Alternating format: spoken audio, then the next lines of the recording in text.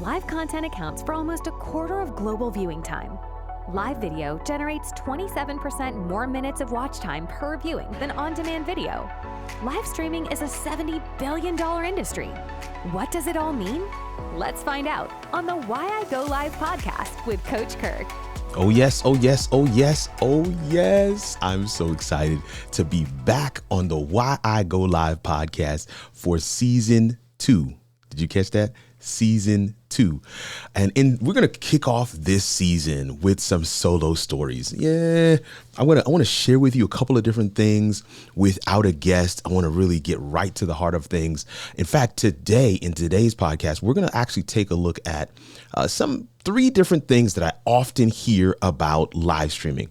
And I want to debunk them. I want to demystify them. I want to get rid of them. But before we do that, let's take a look at some stats about live streaming. Can we do that real quick? The video streaming market will grow to 223 billion by 2028. That's crazy.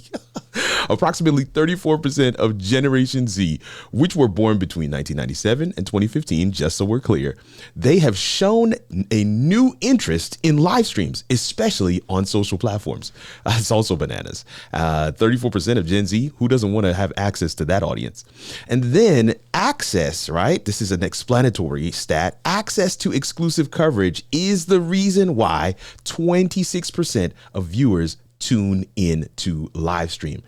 This is the point where I say, what's all the rage about? Well, let's figure it out on the Why I Go Live podcast. And I'll say this about that last stat, access to exclusive coverage.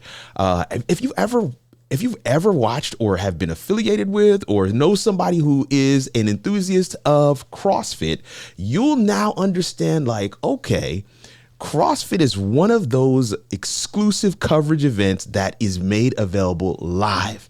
And they have thousands, hundreds of thousands of viewers every single time they put content out. In fact, CrossFit athletes, CrossFit leaders in that space are some of the biggest content creators on YouTube right now. So definitely something to look at and to see how the trajectory of the discipline and the sport is growing because of their use of content creation and specifically live streaming. These are some of the things that we always want to make sure are part of what we do here on the Why I Go Live podcast. Now, here is the first myth I want to debunk. First myth number 1, and that is simply this. Live streaming is too risky. I can't tell you how many times I've heard this one. It's too risky. There's too many moving parts. You got to connect the internet, and then there's got to be lights, and then there's got to be a camera, and then there's got to be a microphone. Listen, all of those things can be accomplished with this right here. It can be accomplished with this right here. Now, I'm not saying that you should, depending on the size of your event, depending on if you're a business or a brand, if you coach, author, consultant. There is a credibility that goes along with the type of live stream that you put out there. So depending on where you are in that trajectory, depending on where you are in your journey, you may not want to just use a phone. All right. That's what I held up just a second ago for my audio listeners. I just held my phone up. You can pretty much do all of the things you need to do for a live stream with your phone. In fact, we call that Tier 1 live streaming. Tier 1 is basically there's nothing between your platform or destination and yourself except for one device. And in many cases, that's a phone. Tier 2 streaming is where you can connect into a browser, let's say like a StreamYard or an EVMux or a Restream live studio. You can connect into a browser-based studio and have a lot of functionality to be able to put together a polished, clean-looking broadcast. And then Tier 3 is applications and or hardware that is physical, right? That you install on your computer, and then that becomes your encoder. That becomes your way that you stream. Now, that's the way that I do it with a little program called Ecamm Live. I'm going to leave some links to all of these platforms in the description, should you want to check them out. But the risk part of live streaming actually has nothing to do with cameras, encoders, internet connections. The risk that I would agree is that you as an entity, as a business brand, as an influencer, man, you as a person who wants to get their message out there may miss the opportunity to serve at scale because you chose not to do live streaming. So that's one. All right, this next one I'm going to do it rapid fire. This one says, it's too expensive. I had to put 3 of me on screen for this one. It's too expensive. Nothing could be further from the truth. Nothing could be further from the truth. There are platforms out there that will get you into the live streaming game with just a few dollars per month. And in fact, I had one client that went ahead and purchased a monthly subscription to StreamYard, recorded what she needed to record, streamed what she needed to stream, decided it wasn't for her, and canceled her subscription. And she actually never paid even 1 penny. Why? Because her first month was a trial based and it was free. So there are many ways to be able to experience this, put your toe in, figure out if this is something you want to do, and it won't cost you a whole lot of money. Too expensive? I disagree. Now, I'm going to give you the flip side, right? I do believe that there is a cost to not getting into the game when your moment has happened. Now, for that client that I just talked about, the reason why she canceled her subscription is because she felt her money was better spent on hiring a remote producer like me. So she didn't need a streaming platform or a streaming subscription because she hired somebody who did. And so that becomes part of her cost, her return on investment, her cost benefit ratio, all of the things that we know in business. And so is it too expensive? No. Here's what I'll say. Stop missing revenue from online sales and start leveraging your content. Start leveraging your message. And again, serve at scale. And here's the last one. The third point, the third one, and it has the I guess this one I've heard the most, and it is the most, in my opinion, ridiculous, but I want to put it out there. Maybe you've heard it as well. And it says, there's no point. There's no point. Oh gosh. I hope that you haven't missed out on season 1 of the Why I Go Live podcast, because if you haven't, then you should know that several of our guests have shared crazy, ridiculous, phenomenal stories of what has happened to them. The main question on the podcast is, why do you go live? That's what we ask everybody. But the sub question, the secondary question that we've been asking some of our guests is simply, what has happened?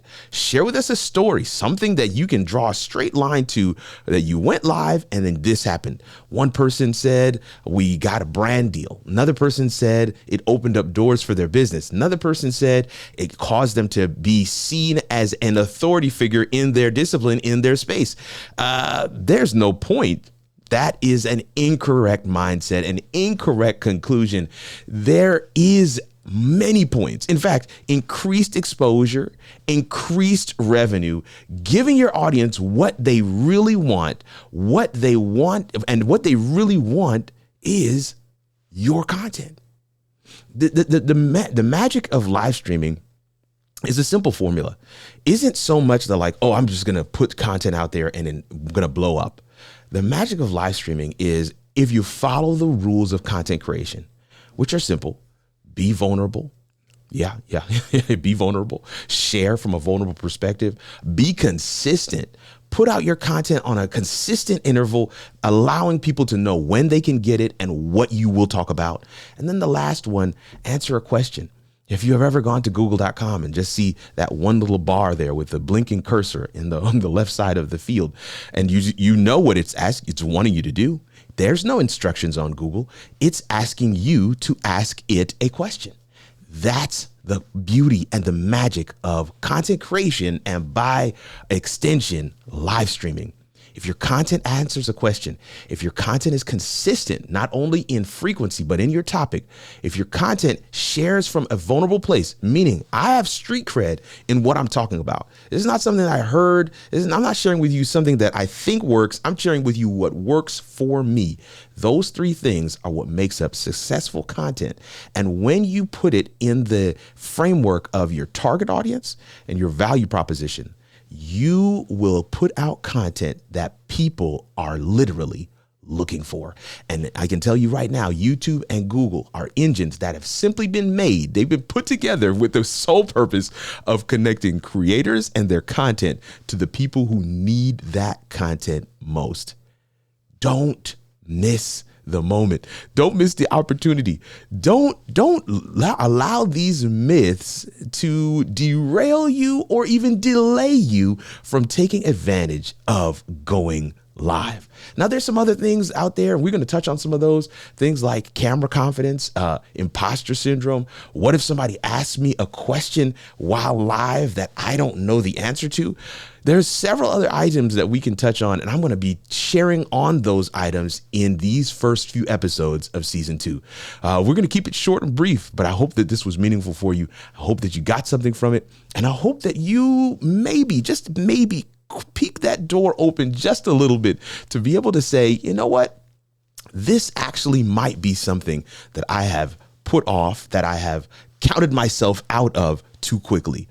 I'm going to give it a second shot because I came to the Why I Go Live podcast. And if that's you, I would love for you to be able to share with us. I'd love for you to be able to hit us up, email us at info@howitallworks. I'd love for you to be able to take this link to the podcast and share it with a friend, share it with a colleague and say, man, I listened to this and it sparked some real interest. And I'd love for you to be able to hear what you got going on as well. Well, my name is Kirk Nugent. I go by Kirk Nugent, but I also go by the Geek Speaker Preacher. And I want to thank you for your attention today during this episode of the Why I Go Live podcast. I'll see you around these internet streets or in the next audio stream. Later, fam. Why I Go Live, hosted by Coach Kirk, is a composition production. Real streamers, honest stories, and incredible impact. Add your voice to the conversation. Go to kirkrnugent.live/member to join the community. And let's figure out how it all works.